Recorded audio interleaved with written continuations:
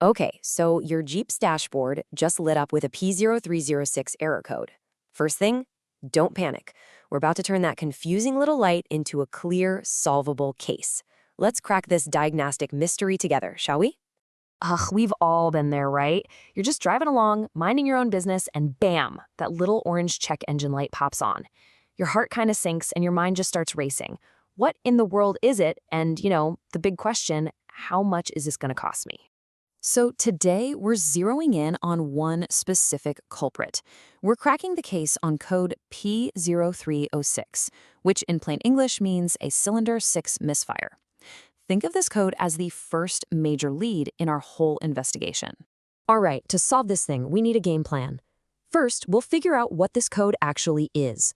Then we'll run down our list of suspects, starting with the fuel system, then moving on to sensors and wiring, the engine's mechanical bits and pieces, and finally, the big boss, the engine's brain. So let's get right into it. What does a cylinder misfire even mean? This is our first clue, so let's break it down. Okay, at its heart, a misfire just means one of your engine's cylinders isn't, firing correctly. It's not completing its full combustion cycle. The best way to think of it is like your engine is hiccuping or stumbling. Instead of that smooth, powerful purr you're used to, you get a little shudder, a loss of power, and of course, that pesky check engine light. This brings us to our master list of suspects.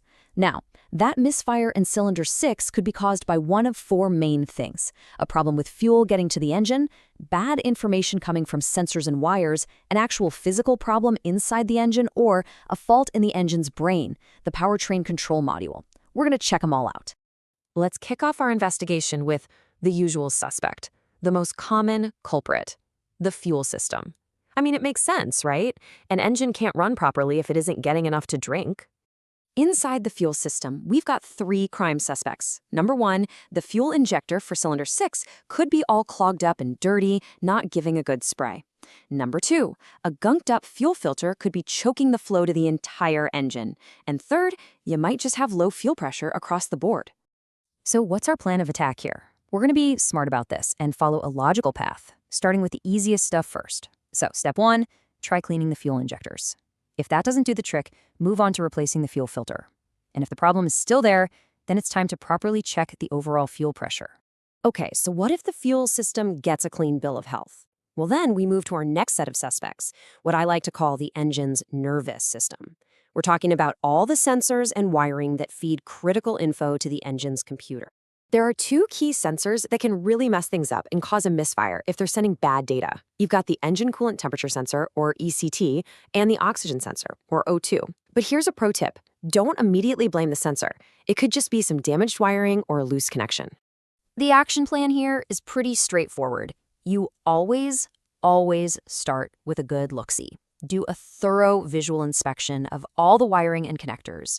Are there any cracks, any corrosion, any plugs that are just kind of hanging out? If all that wiring looks solid, then you can move on to testing, and if you have to, replacing a faulty sensor. All right, let's say we've ruled out the fuel system and the electronics. Now it's time to roll up our sleeves and get our hands a little dirty. We're going to investigate the physical heart of the matter, the mechanical system. These mechanical issues are like the classic causes of a misfire. A vacuum leak? Oh yeah, that can totally throw off that delicate air-fuel mixture.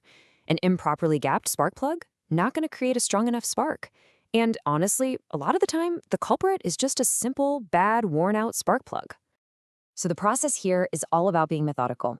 You're going to start with a really careful inspection for vacuum leaks, paying close attention around the intake manifold. Then go ahead and pull the spark plug for cylinder 6. Check its gap against what the manufacturer recommends and just look at it. Is it all black and fouled? Is the electrode worn down? Sometimes the fix is as simple as popping in a new plug. Okay, quick huddle. Let's review our case file. We've investigated fuel delivery, we've interrogated the sensors, and we've inspected the mechanical systems. Now, if you've checked all of those boxes and you're still getting that code, well, it's time to consider our final and most complex suspect. And here we are. This is our final resort, the Powertrain Control Module, or PCM. This little box is basically the engine's brain. It's the central computer that controls pretty much everything. Now, while it's the least likely cause, if everything else has failed, you just can't rule it out. So if the PCM really is the problem, you're looking at two very different paths forward. The best case scenario? It's just a software glitch that can be fixed with a quick update, maybe from the dealer.